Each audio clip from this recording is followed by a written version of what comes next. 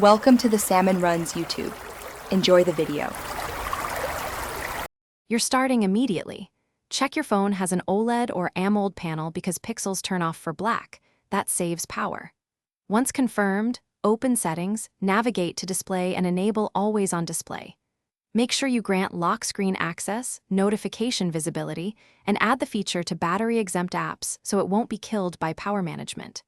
Do this now. These essentials get AOD running and prevent the system from disabling it later. Once AOD is active, configure how it behaves. Select a minimal clock face and disable animated complications to reduce pixel use and draw calls.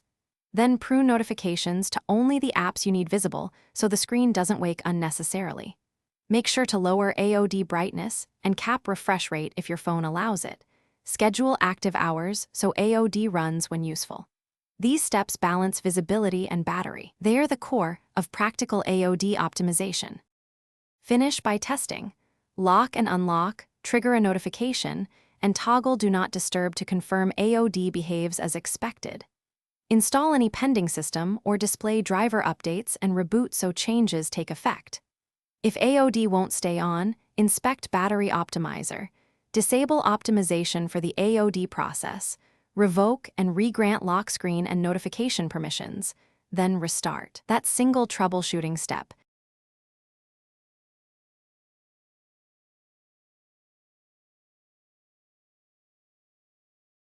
Thanks for watching. Consider subscribing if we helped you.